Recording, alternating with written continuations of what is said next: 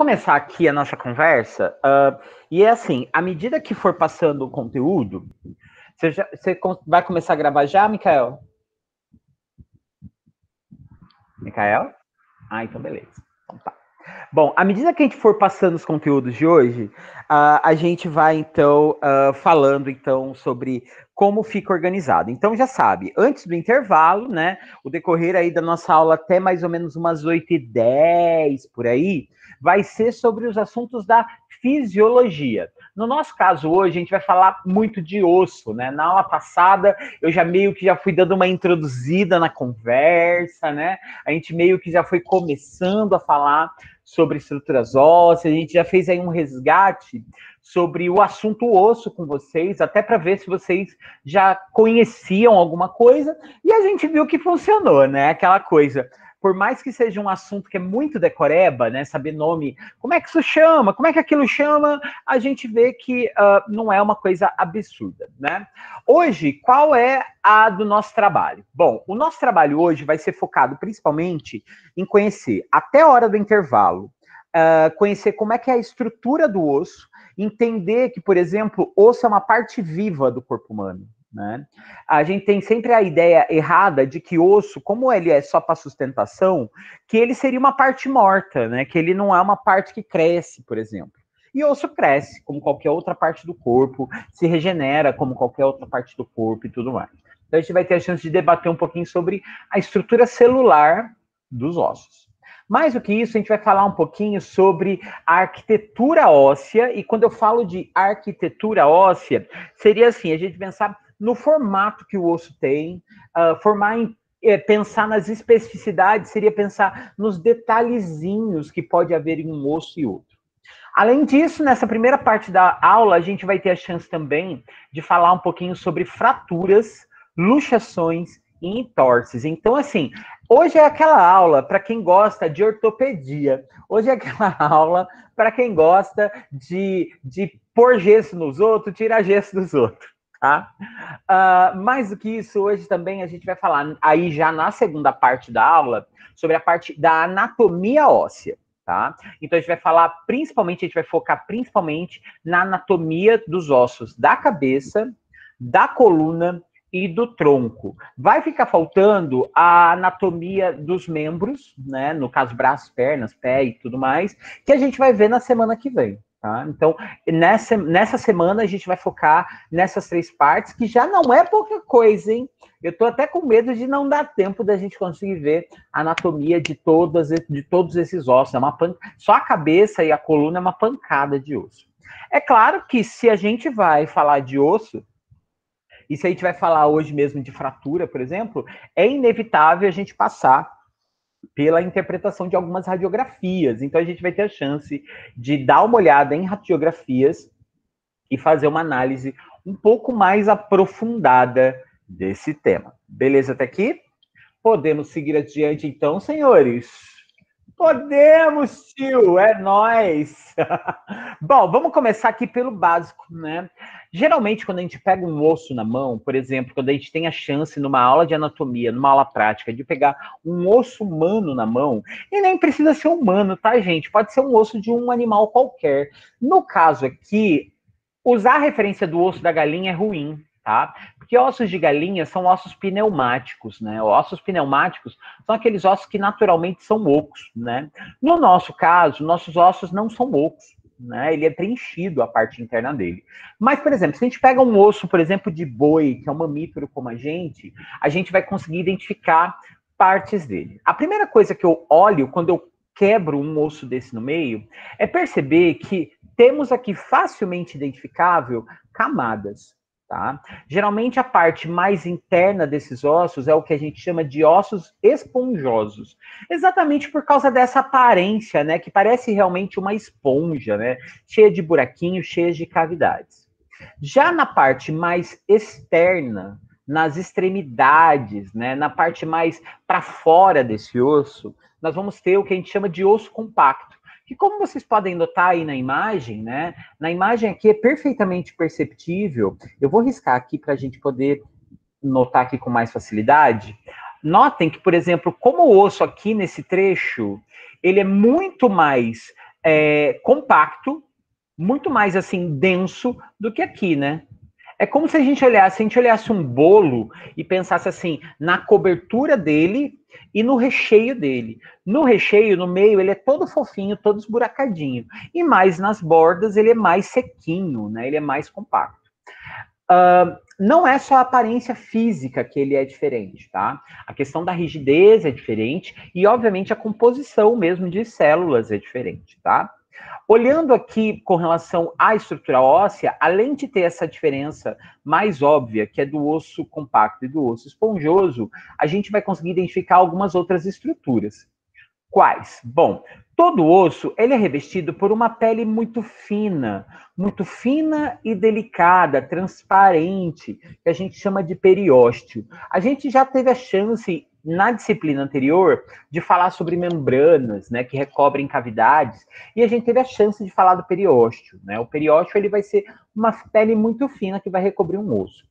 Para você levar ali para o seu dia a dia, para você ter uma ideia do que eu estou falando, o periósteo seria algo correspondente. Sabe quando você pega aquela carne de panela que tem aquele ossão junto e você passa a faca no osso, você sente que você risca o osso e tira junto uma película? Aquela película ali que recobre aquele osso ali cozido, aquilo seria o tal do periósteo. Tá? Aqui na imagem seria algo como essa pelezinha que fica aqui do lado de fora. E como vocês podem notar, aqui do lado de fora do osso e por dentro também, nós vamos ter vasos sanguíneos. E esses vasos sanguíneos vão ser muito importantes, né? Como eu comecei a aula dizendo, né, o osso é uma estrutura viva. E como qualquer estrutura viva, é composto por células que precisam de oxigênio, que precisam de nutrientes, e quem vai levar esses nutrientes a cada parte do osso e de qualquer órgão do corpo humano vai ser vasos sanguíneos, tanto veias quanto artérias, tá? Então aqui nós temos rapidamente identificável aqui o periósteo, tá? Que seria essa pele protetora para o osso, tá? Aqui está identificado, logo abaixo do periósteo, como vocês podem ver, nós temos aqui um osso compacto, né? O osso compacto ele tem essa camada aí, digamos, mais clarinha e mais firme. E logo depois nós vamos ter, então, o osso esponjoso, que vai ter essa aparência mais cheia de buraquinhos. Essa aparência esponjosa também serve para receber o conteúdo do miolo do osso, né? Que é a medula óssea, que aqui ele aparece centralizado, né? A medula óssea, nessa estrutura óssea aqui, mas é importante dizer que como a medula óssea é uma estrutura líquida, né? Ela é mais fluida, ela consegue penetrar nessa parte esponjosa do osso também, tá?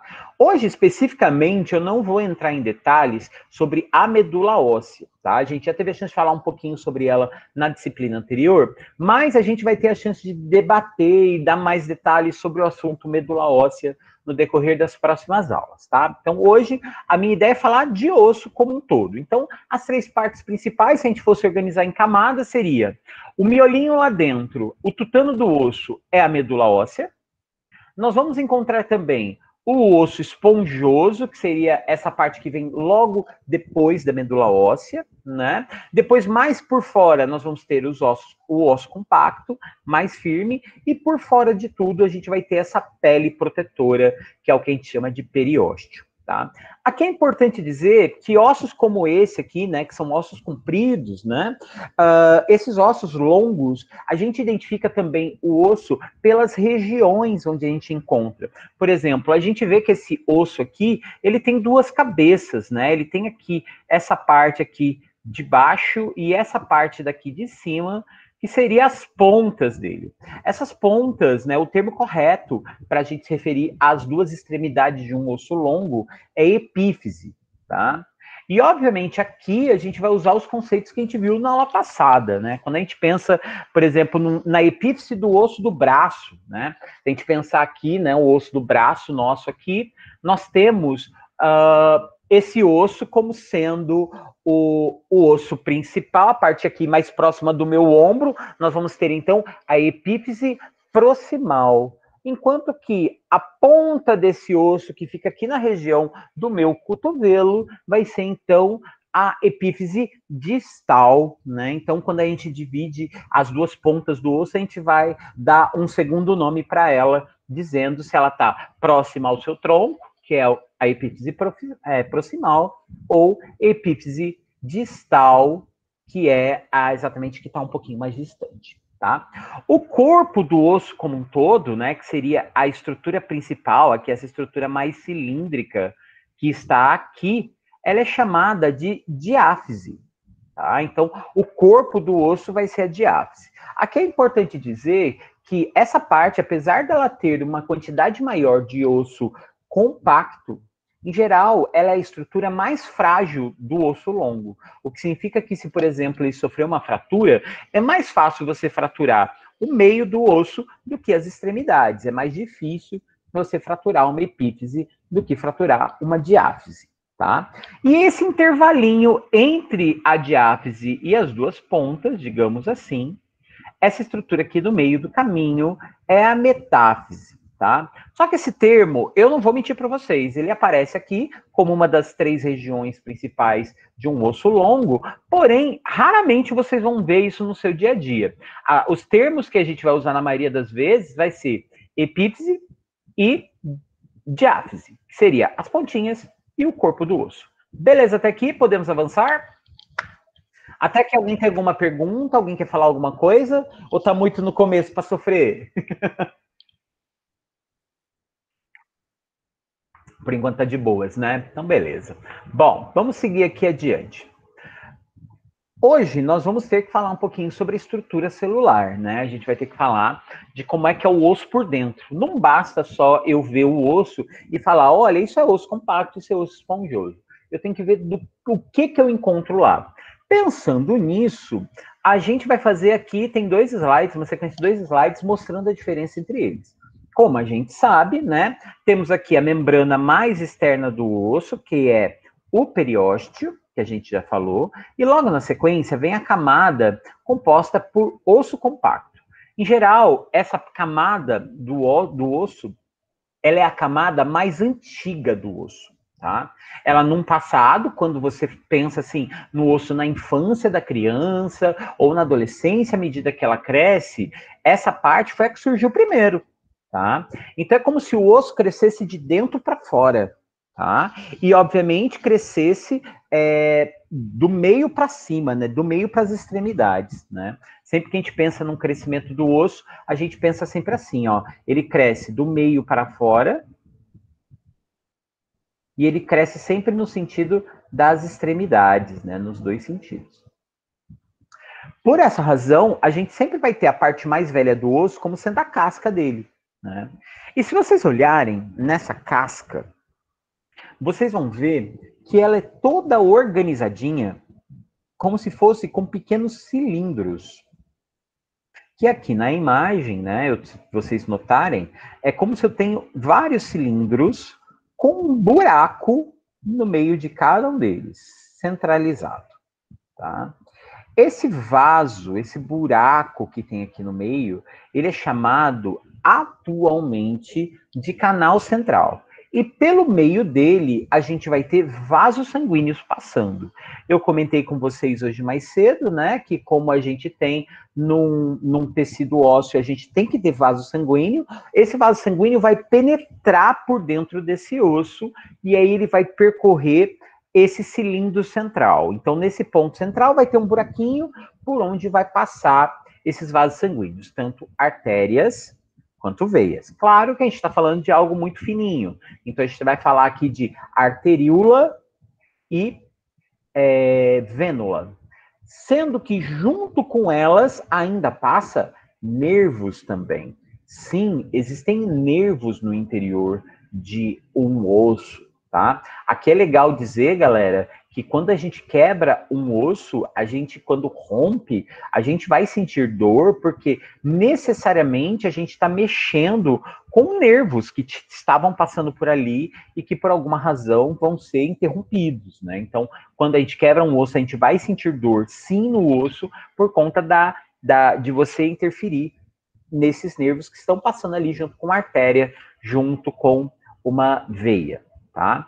Aqui é importante dizer cada cilindrinho desse que tem dentro do osso, do osso compacto, ele vai receber um nome, tá? A gente chama ele de ósteon, tá? Esse conjunto é o ósteon. Aqui na imagem está como osteônio, tá? Mas esse termo já não se usa mais. O termo que a gente usa mais frequentemente é ósteon, tá? E esse ósteon, ele se comunica com o ósteon vizinho, né? Então, um cilindro conversa com um cilindro vizinho, porque entre eles também vai ter conexões de vasos sanguíneos. Se vocês olharem aqui, ó, entre esses cilindros centrais, onde passam os nervos, onde passam os vasos sanguíneos, artérias, veias, também tem conexões laterais aqui, né, que atravessam. Tanto que esse canal que atravessa e conecta um canal central com o outro, ele vai receber um nome de canal perfurante, né, porque ele perfura o osso mesmo de fora a fora, tá? E ele vai possibilitar a comunicação de cada um desses canais centrais com a medula óssea lá no meio do osso e também com aquela pele mais externa que aparecem do lado de fora, tá? Aí uma pergunta que não quer calar. Professor, qual é a razão, no fim das contas, de eu precisar ter vasos sanguíneos no interior desses ossos que já estão secos e tudo mais? Bom, a resposta é bem simples, né? Além de, obviamente, você precisar de oxigênio, de nutrientes que vão alimentar as células desse osso, a gente não pode perder de vista que o nosso sangue, como a gente conhece, ele é fabricado na medula óssea. Né? Os glóbulos vermelhos, os glóbulos brancos, em sua imensa maioria, ela é feita nessa parte mais interna da medula óssea. E por esta razão, repito, por esta razão, à medida que a nossa medula óssea vai fazendo sangue novo, esse sangue novo tem que ir para os vasos sanguíneos, ele tem que ir para a circulação. E aí, a primeira forma de você despejar esse sangue na circulação é através desses pequenos vasinhos que tem nessa camada de osso compacto. Beleza? Bom, com relação às células, né, a gente só vai encontrar um tipo de célula nesse osso compacto. Tá? Nesse osso compacto, a gente vai encontrar o osteócito. Tá? O osteócito vai ser a célula principal do tecido aqui. A gente vai ter a chance de falar dele um pouquinho mais para frente também. Então, o osteócito ele vai ser a célula que vai ser encontrado em grande quantidade nessa parte mais externa do osso. E o papel dele é basicamente o quê? Sintetizar ali cálcio, sintetizar proteínas, para formar essa estrutura dura, para formar essa estrutura mais compacta, beleza? Lembrando que lá pelo lado de fora, a gente vai ter então o periósteo, que vai ser formado inclusive com outras células. Mas ali, nessa parte mais rígida, a célula óssea que vai ser encontrada vai ser o osteócito. Beleza? Alguém quer fazer alguma pergunta? É o Professor, famoso fale agora, o cálice para sempre. Fala, amor, o que você quer? então, na hora que o senhor estava falando na parte de osteon, conexões com vaso sanguíneo e o canal perfurante, deu uma travadinha aqui no meu. Uhum. Bom, vamos repetir aqui algum trechinho aqui para fazer mais sentido. O ósteon é cada um desses cilindrinhos que nós temos aqui, tá? Então, se eu pegar um cilindrinho desse e olhar ele separadamente, ele vai ser como essa estrutura aqui, ó, tá? Isso é um ósteon. Então, vai ser um circulado, várias camadas de células, cada célulazinha dessa vai ser um osteócito, tá? E lá no meio vai ter um buraco central. Nesse buraco central, que a gente chama de canal central, nós vamos ter passando sempre uma artéria, uma veia e um nervo. E nesse cilindro central, né, nessa parte central, ele pode se comunicar com outros ósteons. Essa conexão que ele tem com outros ósteons é através desses canais que atravessam de um para o outro, que é o chamado canal perfurante. Melhorou agora? Sim. É nóis. Mais alguém tem alguma pergunta? Alguém quer falar alguma coisa? Ah, tá. Então, isso que eu ia falar. Os ossos compactos, o conjunto básico de células que vai ter lá vão ser um monte de osteócito, tá? O osteócito é uma versão de uma célula adulta, madura. É uma célula que só tem o papel ali de secretar cálcio, só tem o papel ali de secretar o colágeno que vai compor esse osso. Já na parte esponjosa, né, que é essa parte um pouquinho mais para dentro do osso, a gente vai encontrar um outro conjunto de células, tá? A gente também vai encontrar osteócito, tá? Mas o osteócito vai ser em menor quantidade. E o que a gente vai encontrar em bastante quantidade vai ser dois tipos de células. Os chamados osteoblastos, atenção à letra B aqui na palavra, e os osteoclastos, atenção porque são duas células que literalmente o nome se diferencia por causa de uma letra. É um B e um C, tá? E qual o papel que essas duas células têm? Elas são duas células absolutamente diferentes, tá? Cada uma vai fazer uma coisa diferente. Os osteoblastos é uma célula jovem, é uma célula novinha. E o papel dessa célula novinha é crescer osso, tá? É fazer com que o osso cresça, tá? Esse tipo de célula ele vai ser muito comum no osso de uma criança, por exemplo, num recém-nascido. Vai ter também bastante quantidade até a adolescência. E quando a gente vai envelhecendo, a gente vai percebendo que a gente deixa de ter tantos osteoblastos para substituir essas células pelos osteócitos. Então, o osteoblasto, quando amadurece, ele vira um osteócito. Por isso que a gente diz que todo osso compacto, no passado, já foi um osso esponjoso. Todo osteócito que existe no osso compacto, ele, na bem da verdade, ele já foi um osso esponjoso lá atrás, né? E ele, ao invés de ser um osteócito, na época, ele era um osteoblasto, tá? Já o osteoclasto é uma célula especial. Primeiro, no que diz respeito ao tamanho dela, né? Ela é uma célula bem grande em relação às outras, e ela é uma célula que, diferente das outras, ele tem vários núcleos. Então, célula comum, né? Como a gente imagina, célula, quando a gente imagina, é uma estrutura microscópica formada basicamente por membrana, citoplasma e núcleo, né? É formada por essas três camadas: uma membrana, um citoplasma e um núcleo. O osteócito é assim, o osteoblasto é assim.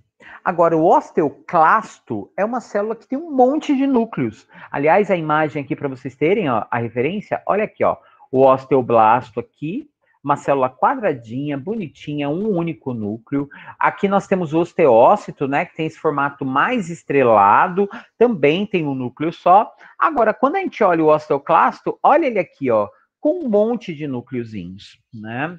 E o que esse osteoclasto faz pela gente? Bom, o osteoclasto, o grande papel que ele tem é principalmente na reforma do tecido ósseo. Como assim, professor? Explica esse rolê direito. Como é que o osso se reforma?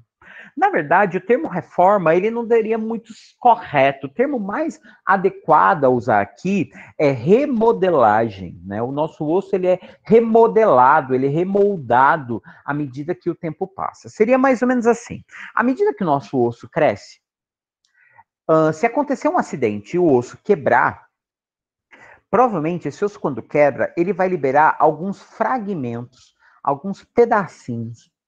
E esses pedacinhos não podem ficar no caminho, né? Eu preciso destruir esse restinho de osso que esfarelou e que ficou ali em volta. Quem vai dar conta de destruir esses fragmentos ósseos vão ser essas células chamadas de osteoclastos.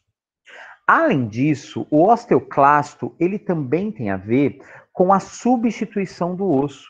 É aquela história, à medida que o osso vai sendo feito, ele precisa ser refeito. Seria mais ou menos assim, tá lá o osso crescendo, o osteoblasto fazendo cálcio, liberando colágeno, criando o osso como a gente conhece.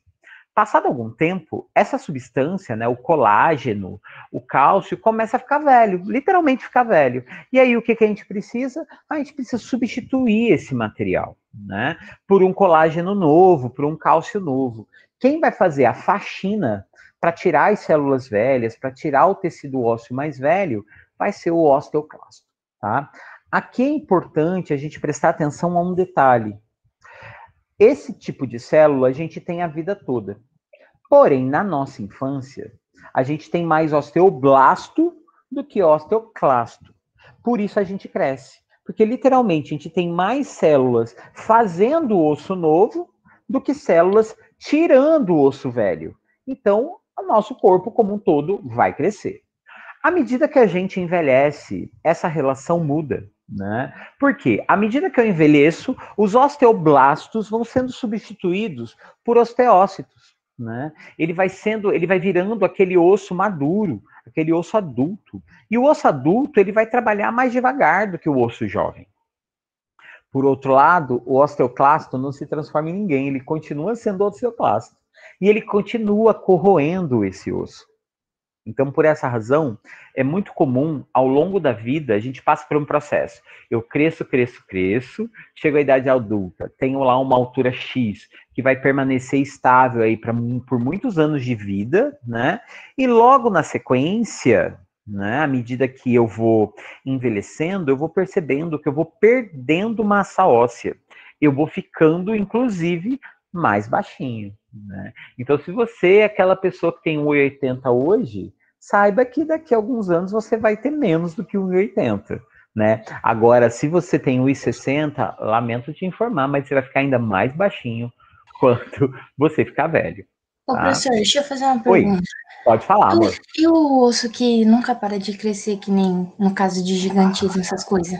Então, aí nesse caso, nós temos a participação de hormônios que vão estimular o crescimento. E quando ele estimula o crescimento, ele faz com que os osteoblastos trabalhem mais, né? É aquela história, você vai ter mais da célula construindo o osso do que célula destruindo osso. Mas essa parte das doenças associadas aos ossos, a gente vai ter a chance de aprofundar sobre isso na aula da semana que vem, tá? Aí na semana que vem a gente vai falar de doenças como o raquitismo, falar sobre a osteoporose, falar sobre o gigantismo, falar sobre o nanismo e uma série de outras doenças que estão vinculadas ao osso, tá? Então, sim, tem uma relação, sim, de um osso que cresce para sempre e ele está principalmente associado aí a um hormônio, beleza?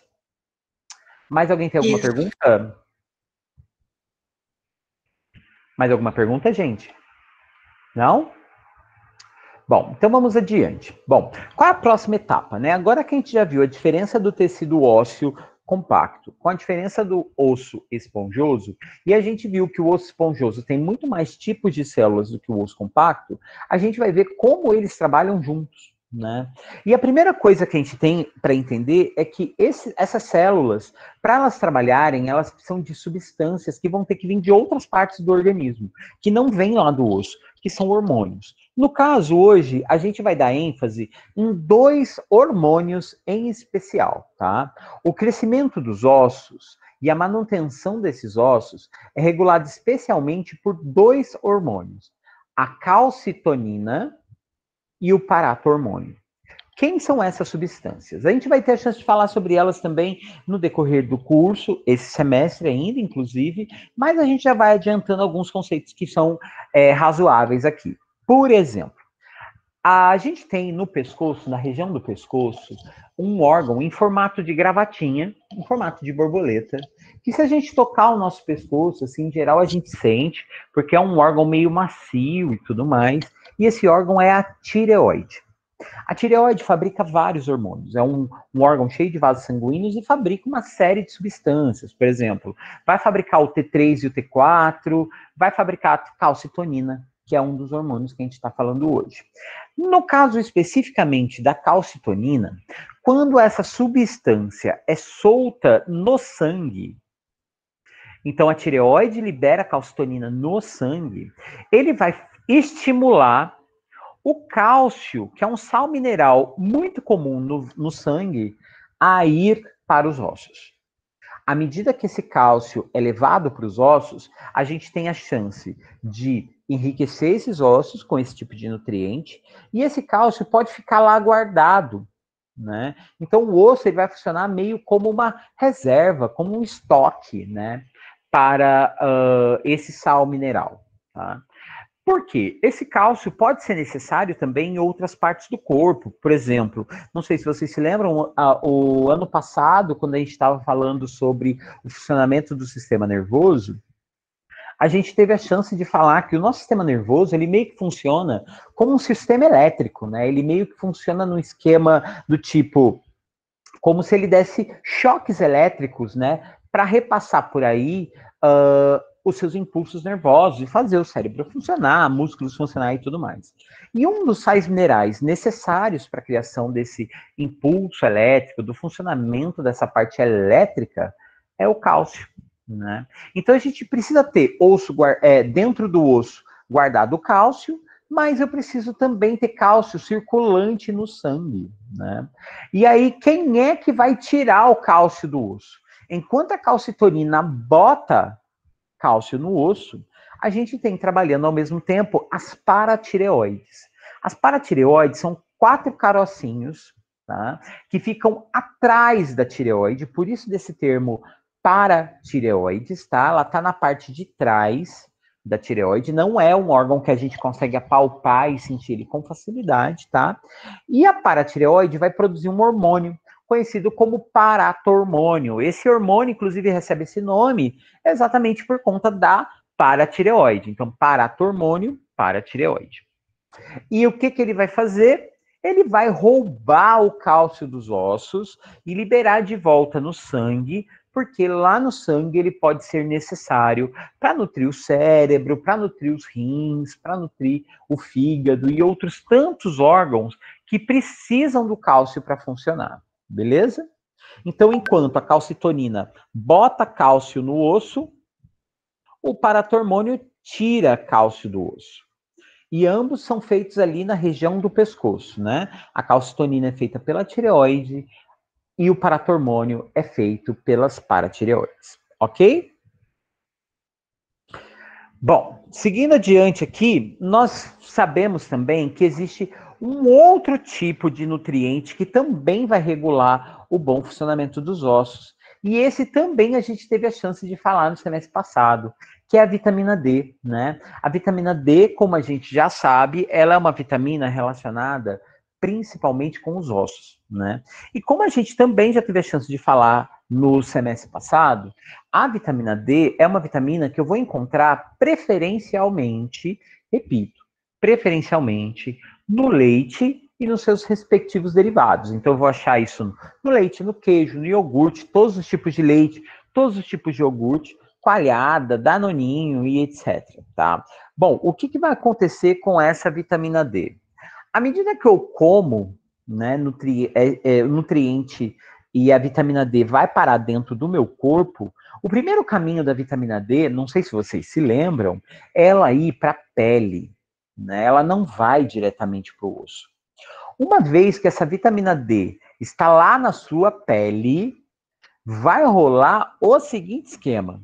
À medida que você pega sol, repito, à medida que você pega sol, o seu organismo vai transferir essa vitamina D diretamente para o osso. E lá no osso, o que ele vai fazer? Ele vai estimular o osteoblasto a fazer mais osso. Tá? Então, a vitamina D é a vitamina dos ossos, porque ela vai estimular os osteoblastos presentes no osso esponjoso a crescer, crescer, crescer, crescer. Beleza até aqui? Beleza, senhores? Então é nóis. Até aqui tá de boas, né? O que eu quero que vocês tenham na cabeça até aqui é que os nossos ossos, eles vão crescer ou vão encolher, no caso da nossa velhice, muito em função das vitaminas que a gente ingere, né? E também em função dos hormônios que o nosso corpo fabrica. À medida que a minha máquina vai envelhecendo, a questão da produção de hormônios também vai mudando, tá? E aqui tem um detalhe importante. Parte do processo de ter vitamina D no corpo tem a ver com você tomar sol. Então, meus queridos, não basta só você tomar leite, comer queijo. Isso não vai bastar para você ter os seus ossos saudáveis, tá? A vitamina D tem essa exclusividade. Para que ela possa funcionar bem, ela exige alguns minutos, não precisa nem ser muita coisa, mas precisa ir de alguns minutos do nosso corpo exposto ao sol, né? E essa questão da exposição ao sol está muito relacionada à ideia que a gente tem de poder converter a vitamina D, né, na vitamina ativa, na versão dela ativa, beleza? E uma vez que a gente tem essas células ativas, elas vão começar a crescer esses ossos e mineralizar, né? Mineralizar e colocar cálcio, né? Para que o osso possa ficar duro e tudo mais, tá? Bom, já que a gente falou sobre essa questão do osso crescer, do osso diminuir, não temos como não falar sobre o osso quebrar, né? O que acontece quando um osso se quebra, né? A gente já teve a chance de falar algo semelhante no semestre passado, quando a gente conheceu, né, pela primeira vez o tecido ósseo, né? Mas é importante dizer que os nossos ossos, quando eles estão, né, acontecendo, quando o processo todo está rolando, o nosso osso, o nosso tecido ósseo, ele passa por etapas de transformação entre o osso quebrar e poder ter o osso reformado do outro lado, tá? Se a gente considerar o nosso osso quebrar, lembrando que no interior desses ossos nós temos medula óssea, que tem sangue, nós temos vasos sanguíneos ali em todo o compartimento ósseo, né? É inevitável que haja um sangramento naquela região. Então a gente tem o hábito até de dizer que a primeira etapa, assim que um osso se quebra, é ele construir uma hematoma, né? Vai rolar ali uma pequena hemorragia naquele tecido. Se for uma fratura simples, o osso vai quebrar, porém aquela pele externa dele, né, que é o periósteo, não. Então ele vai, digamos assim, conter, segurar ali no meio uma hematoma. Essa hematoma, ela vai liberar ali naquela região uma série de substâncias, inclusive as substâncias que vão causar dor, né? Quando a gente quebra um osso, a gente vai sentir dor. E essas substâncias vão dar início à etapa 2. A etapa 2 é conhecida como etapa inflamatória, né? Nessa etapa inflamatória, a gente vai ter essa hematoma, né, diminuindo essa tonalidade tão avermelhada, ela indo agora para a tonalidade do roxo. Eu acredito que talvez vocês estejam vendo isso ou já viram isso, né, na aula de patologia, né, sobre a questão da coloração das hematomas e tudo mais. E vocês devem notar aqui que quando a gente constrói esse osso, ele vai criando vasos sanguíneos novos, porque como os vasos sanguíneos, no momento que o osso quebrou, se rompeu, eu preciso reconstruir os vasos sanguíneos. Então, os vasos sanguíneos vão todos se reconstruir naquela região, e isso vai dar, então, vai ser o acontecimento do segundo momento aqui, né? Que é o que está aparecendo nessa segunda imagem. Aqui elas estão numeradas, né? Se você está assistindo aí, você deve estar vendo. Bom, nessa etapa, a gente vai ter um outro tipo de célula trabalhando pra caramba ali. Porque imagine, né? Se esse osso quebrou, ele deixou ali um monte de caquinho de osso ali naquele meio. Então, nessa região onde está essa hematoma roxa, onde tem novos vasos sanguíneos, a gente vai ter muitos osteoclastos trabalhando. Tá? Esses osteoclastos vão estar ali trabalhando, limpando a região, para dar a possibilidade agora de começar a próxima etapa, né? A terceira etapa é conhecida como consolidação do osso, que é quando, necessariamente, aquela parte que tinha se rachado, que tinha se rompido, vai se reconstruir. É quando o osso realmente se solda, tá? Nós dizemos que nessa etapa da formação do osso, né, da reconstrução do osso, vai acontecer o que a gente chama de formação do calo ósseo. O calo ósseo é como se fosse um carocinho, que vai surgir como sendo uma solda que vai emendar as duas partes quebradas, tá? E esse calo ósseo, ele vai ficar para sempre em você, tá? Ele vai estar lá presente no seu organismo. Então, se você morrer 20 anos depois que você quebrou um braço, através do seu osso do braço, tem como saber, né, até qual era a idade que você tinha quando você quebrou ele. Então, assim, muitas vezes a identificação de um cadáver, assim, por exemplo, eles encontram a ossada de alguém que morreu há muitos anos atrás, aí você não tem como identificar por nenhuma estrutura física, né? Tipo, não sobrou cabelo, não sobrou mais nada, sobrou só osso. Você pode identificar, às vezes, um indivíduo pelas cicatrizes ósseas. Ou seja, você consegue identificar ele por saber aonde é que ele quebrou certos ossos do corpo. Tá? Por isso é sempre muito importante a gente ter também guardado com a gente os nossos raios-x da vida aí. Geralmente a gente pega o raio-x aí que a gente tem e a gente volta e meia precisa fazer algum raio-x por algum motivo, às vezes até porque quebra um braço, quebra uma perna e tudo mais, mas a gente tira. E esse raio-x, ele acaba mostrando nele os lugares e o traço que fica da fratura do seu osso. E aí o que acontece? Se um dia você morrer, e sei lá, Deus me livre, o seu corpo ficar desaparecido, através dos seus raios-x, dos seus registros, você tem como usar isso como referência para identificação, tá? A última etapa, né, depois que passa a consolidação e a formação do calo, vem a etapa final, né, onde o osso está devidamente reconstruído, tá? E aqui tem um detalhe importante, ele sempre vai ficar um pouco mais larguinho na região onde ele foi reconstruído, né? Lembrando que ali você teve que refazer toda a estrutura do osso, tanto do osso esponjoso quanto do osso compacto. Isso faz com que o formato, às vezes, do osso fique diferenciado. Tá? Então, por isso que um calo ósseo, o resultado da quebra de um osso, vai ficar ali para sempre. Beleza? Tudo bem até aqui? Alguém quer fazer alguma pergunta? Sobre ossos quebrados? Não? Porque agora eu vou passar para falar dos tipos de fratura, né? Aqui uma imagem que eu trouxe para vocês de um calo ósseo. Alguém saberia me dizer que osso é esse?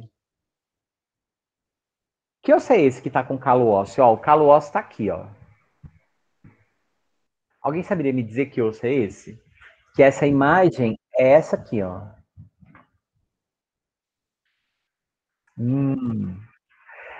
Ou é a ulna ou é a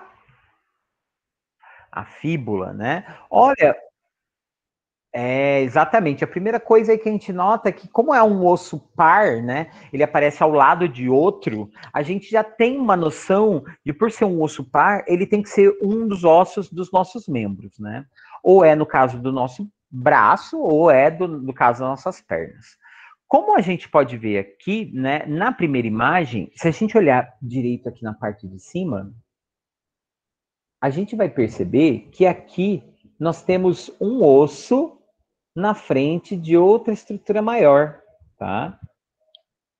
Esse osso aí na frente dessa estrutura maior é a patela, né? Então, se é a patela, ali então, esse ossão maiorzão embaixo vai ser a tíbia, e a que está devidamente atrás dele vai ser a fíbula, tá? Então, esse aí, o osso que está aí com o calo ósseo é a fíbula, tá?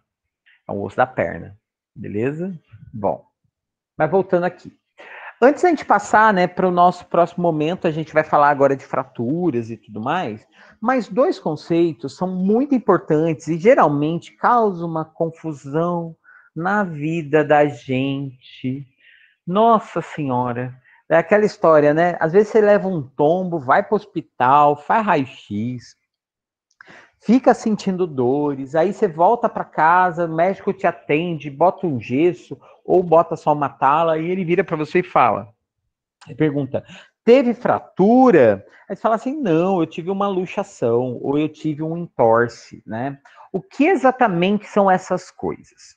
Bom, uma fratura, né, o próprio nome já está sugerindo, né? Você vai ter que ter um rompimento da estrutura óssea, tá? Pode ser só um trincadinho, mas tem que ter algum tipo de lesão no corpo do osso. O osso ele tem que se ou rachar ou quebrar mesmo, né? Ele ser interrompido, né?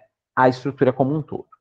No caso da luxação, Luxação acontece sempre que o osso ele sai do encaixe dele da articulação. Por exemplo, aqui nessa imagem, que tem aqui a luxação, que em geral a gente só enfaixa, né, dependendo da luxação, você deve estar percebendo que tem aqui, ó, um desencaixe do osso. Esse osso era para estar encaixado aqui, ó, nessa cavidade. E aí ele está desencaixado. Esse desencaixe vai, obviamente, causar dor. A gente não pode perder de vista que numa articulação a gente vai ter nervo. Então, se sair do lugar o osso deste jeito, sair do encaixe dele, a gente vai ter uma luxação. Ali no caso, alguém sabe qual é a articulação ali que está luxada na foto de baixo? Nesse que eu fiz o desenho? Alguém poderia me dizer, gente? Esse é o cotovelo, exatamente. E como que se chama esse osso de cima aqui, ó? É o húmero. Então, esse aqui é o húmero. Muito bom. Esse de baixo aqui é qual? Esse é a ulna. E o rádio é de cima, exatamente, né? Esse aqui é o rádio. Exatamente. Eu gosto de imaginar, sempre para eu não esquecer, lembre-se sempre assim, ó, se você colocar o seu braço de pé no joinha, sabe o joinha? Faz um joinha. O seu joinha, ele vai ter assim, ó, dedinho para cima, né? E a mão aqui. O ossinho de cima é o rádio. O de baixo é a ulna. É a anteninha do rádio. Eu gosto de pensar que essa aqui é a anteninha do rádio. A anteninha fica para cima, então quer dizer que esse daqui é o rádio e esse de baixo dele é a ulna. Beleza? Bom, lembrando que desencaixou, saiu do lugar, geralmente num ponto de articulação importante, nós temos então uma luxação, tá? Geralmente, a luxação, ela vem acompanhada de inchaço local, tá? E a pessoa perde, na hora, o movimento daquela articulação, porque é como se uma dobradiça se desencaixasse, né? E aí você perde aquele movimento.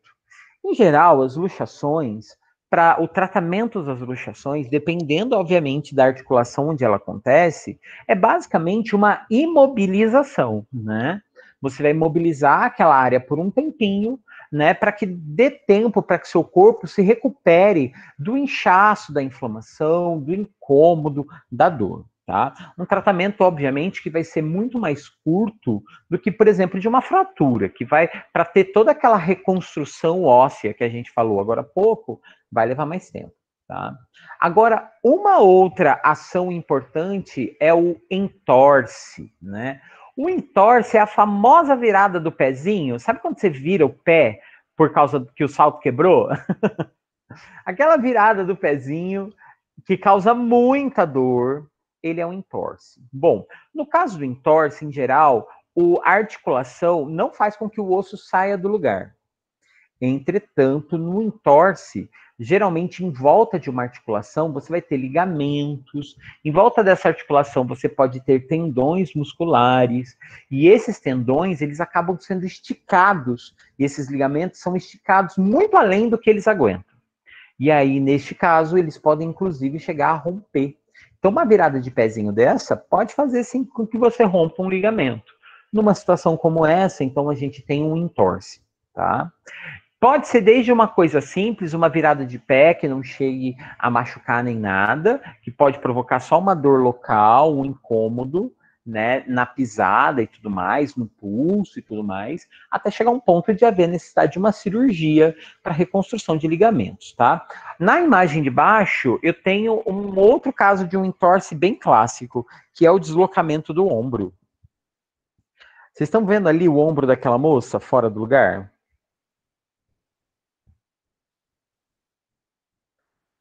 Essa falta de posição ali, que fica ali todo disforme, é o osso que saiu fora do lugar, né? O osso do ombro. E isso causa uma dor, assim, nossa, terrível. Eu nunca tive um entorse acontecendo comigo, assim, tirando do pé. Isso do pé acho que todo mundo já teve, né? Todo mundo já pisou numa pedra e torceu o pé, né? Seja para dentro ou seja para fora, a gente já passou por esse. Mas esse do ombro, olha, eu não vou mentir para vocês, não. Eu já vi uma pessoa tendo um entorse assim, e é tenso, de verdade. Bom, Agora vamos lá às fraturas, né? As fraturas, em geral, como eu disse para vocês, é qualquer descontinuidade do osso. A gente ou trinca ele ou rompe ele, né? Pode ser desde uma fratura simples, onde você tem simplesmente uma rachadura nesse osso, tipo, tinha o osso aqui e aí ele rachou, tá? Esse tipo de fratura, assim, ele está muito relacionado a tombos, principalmente tombos em escada, né? Porque quando você cai numa escada, você acaba batendo ossos longos contra as quinas dos degraus, né? Dos degraus, né? Degraus, e aí isso acaba criando uma pressão ali, e como vocês podem ver, geralmente vai acontecer na diáfise do osso, né? A gente também vai ter algumas fraturas que a gente vai dar um nome para ela em função da direção. Por exemplo, uma fratura que é transversal, ou seja, que divide o osso em parte de cima e parte de baixo, a gente vai chamar de fratura transversa. Uma fratura que quebra o osso na horizontal, né, que cria uma rachadura assim, né, dividindo entre direita e esquerda, a gente vai chamar de longitudinal, né? A gente já viu isso na aula passada mesmo, a gente estava falando dos planos. Olha eles aqui aparecendo de novo para a gente, né? Quando você corta assim o osso na diagonal, nós temos uma que a gente chama de oblíqua, tá? E a oblíqua, ela pode acontecer de vários jeitos diferentes. Ela pode ser uma oblíqua exposta, né? Que é quando o osso quebra, mas ele continua ali, ele continua posicionado na estrutura dele. E nós temos uma oblíqua desviada, que é quando o osso não só ele quebrou na diagonal, como ele separou as duas partes, né? Ele houve uma separação entre uma parte e a outra, tá? Uma quebra na espiral, obviamente, é por uma torcida, tá? É muito comum esse tipo de fratura em espiral em situações como agressões físicas a mulheres e a crianças, quando vai, por exemplo, aparecer alguma criança, alguma mulher vai fazer o exame de corpo de delito, que ela apanhou do marido ou apanhou de alguém, é muito comum rolar aquele movimento assim de pegou pelo braço e torceu, né? E essa história de pegar pelo braço e torcer pode criar uma fratura em espiral, né? Que é um tipo de fratura oblíqua, só que ela não é num ângulo só, né? Ela vai se torcendo realmente, tá? E nós temos a última, que é a cominutiva. A fratura do tipo cominutiva, ela vai acontecer especialmente por uma queda, né? Geralmente de uma determinada altura. Sabe a famosa caiu de pé, mas não ficou inteiro? Né? É bem um rolê desse, é quando o osso ele sofre uma pressão nesse sentido. E aí ele não aguenta a carga e aí ele fragmenta num ponto. Então é pela pressão direta de um tombo de uma determinada altura, né? Aquela famosa história do caiu de pé, né?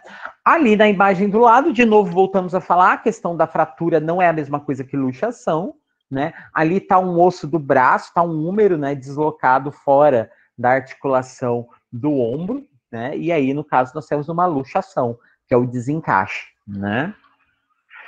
E aqui eu trouxe alguns ossos e algumas fraturas de alguns jeitos diferentes, né? Antes da gente poder encerrar essa parte aqui da nossa primeira aula, aqui já é a parte depois do intervalo, tá, gente? A gente já está indo para praticamente essa nossa aula aqui da primeira parte já foi. Eu trouxe aqui algumas radiografias, né? E aí eu queria que vocês me ajudassem aqui em dois sentidos. Primeiro, identificar os ossos. Tá? E em segundo, identificar o tipo de fratura que aconteceu. Vamos começar por essa daqui que tem o círculo vermelho marcado, tá? Vamos lá, galera. Aquele círculo vermelho está apresentando ali uma fratura. Alguém saberia me dizer que tipo de fratura é aquela da imagem? Clavícula? Esse o osso ali é a clavícula, está certíssimo. A quebra do osso aconteceu mais próxima da epífise ou na diáfise mesmo? Qual a diferença entre epífise e diáfise? Aquele momento, hein? Ele tá mais. É exatamente, né? Mas apesar de estar mais próximo da ponta, que é a epífise, né? Ali ainda é a diáfise, né? Que é o corpinho do osso mesmo. Tá, beleza, descobrimos. É o osso da clavícula, ele sofreu uma fratura.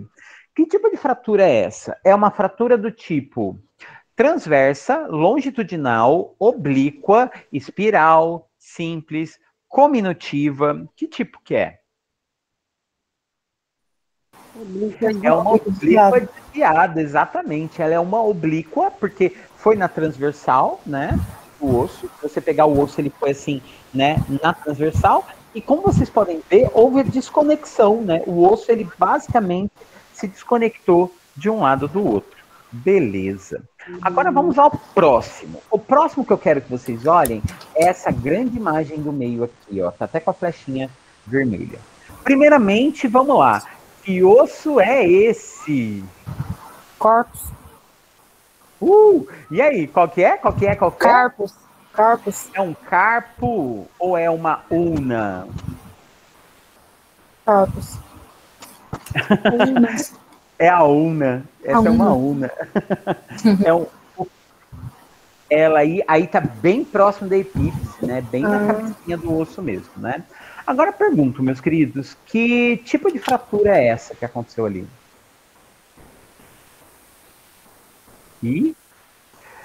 É uma fratura transversa, tá?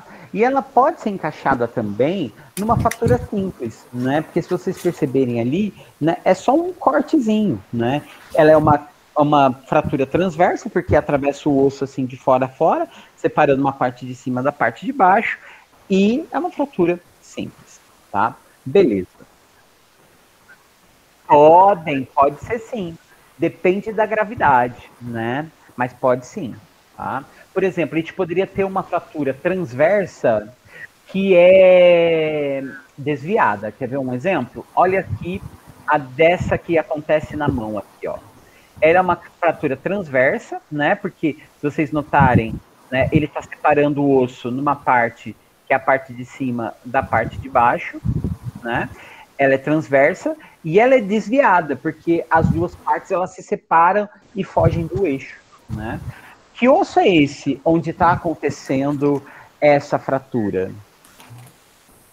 Como se chama esse osso da mão? Esse é o metacarpo ou é o carpo? E agora, hein? Beleza. Bom, vamos lá. Aqui, ó. Na primeira imagem, eu tenho aqui uma fratura que está apontada pela flechinha branca. Ela está aqui, ó. Que fratura é essa? Essa é longitudinal, porque ela está acontecendo, né? De cima, assim, né? Ela separa em direita e esquerda. Beleza. Alguém consegue identificar que osso é esse? Esse não é tão fácil.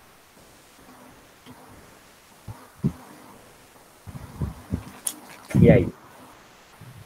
Alguém tem palpite? Não? Se não tiver, tudo bem, gente. Chutando. É um outro número, né? Bom. Agora, e essa daqui, ó? Que fratura é essa? Que osso que é esse primeiro? Fêmur. Esse é um fêmur. Esse é um lindo fêmur quebrado. Esse é uma fratura de que tipo? Exposta. É uma fratura exposta, né? A fratura exposta é o que a gente chama de fratura desviada, né? Exposta seria se ela perfurasse a pele, né? Aí você tem uma fratura exposta, né? Porque o osso vai estar à mostra. Mas que tipo de fratura ela se encaixa? Daquelas categorias que viu? É uma transversal desviada? Por incrível que pareça, não. Ela é uma espiral, tá? Se vocês verem aqui, ó, aqui tá a cabeça do osso e aqui, ó, você vai perceber que ela tá torcida. Essa fratura foi por uma torção do osso. Então pegaram o osso da coxa e torceram para quebrar dessa forma. Essa é mais difícil de identificar mesmo, tá? Bom, seguindo aqui. Aqui nós temos uma fratura, que ela é uma fratura múltipla, né?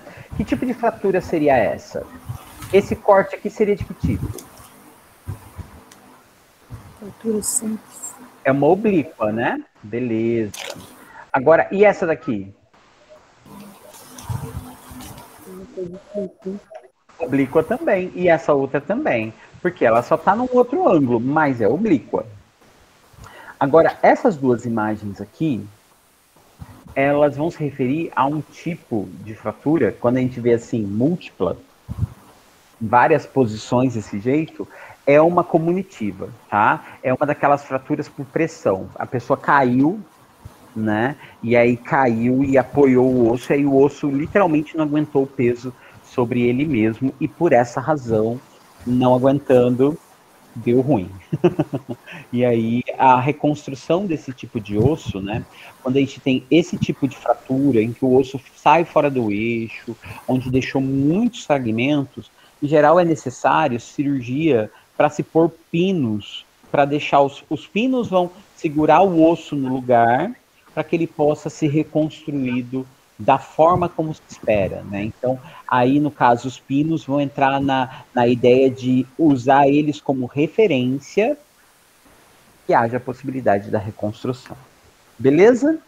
Professor, nesse caso dessa fratura, tem um esfarelamento do osso? Tem, se você olhar ali, ó, tem fragmentos super pequenininhos. Tá? E às vezes a cirurgia acontece, inclusive, no sentido para abrir e limpar dessas estruturas. Exatamente porque é muito comum nesses casos a gente ter situações onde, se deixar o fragmento, os osteoclastos, que seriam aquelas estruturas ósseas que fariam a limpeza, que fariam a faxina, eles não conseguiriam fazer essa faxina. Então a cirurgia vem para poder garantir que o processo de recuperação aconteça de maneira mais rápida, de maneira mais evidente. Beleza até aqui? Alguém tem alguma pergunta? Alguém quer falar alguma coisa? Se ficar fragmento, expele?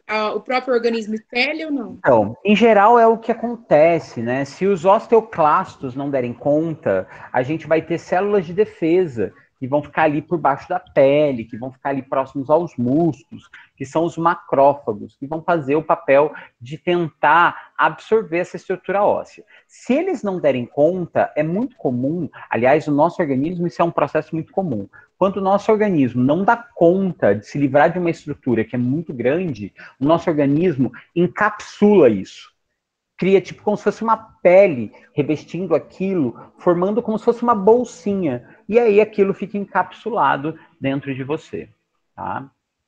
A gente ouve casos assim de encapsulamento de estruturas, às vezes até, por exemplo, numa cirurgia plástica antiga, principalmente as próteses mais antigas, quando você ia fazer a troca das próteses, assim, 10, 15 anos depois, a prótese ela estava encapsulada, tinha como se criado uma pele ao redor dela ali, né, fibrosa, para segurar ali e aquilo não provocar nenhum problema maior. Beleza? Teve uma senhora que teve um bebê, né? E ficou muitos anos dentro dela, né? Aí no caso dela, chegou a calcificar, né? Uhum. Um processo aí de calcificação. Bom, meus amigos, são 8h11, a gente vai fazer uma pausa agora, tá? A gente volta às 8h25, então a gente tem aí 15 minutinhos de intervalo, tá? Para a gente poder dar um descansinho. E aí, na volta do intervalo, a gente vai para a parte anatômica. Então, a gente vai para aquela parte que tem um monte de nomes, para a gente passar para a parte mais das decoreba. Nessa primeira parte da aula foi a parte mais fisiológica, né? Saber como que o osso cresce, que substâncias participam, quando quebra o osso, o que acontece, né? Essa parte mais legal, inclusive, né? De você poder entender como a magia, né, dos nossos ossos acontece. Depois do intervalo, a gente vai dar nome para os boi, né? É isso. Então, vamos para o intervalo, daqui a pouco a gente volta. Beleza?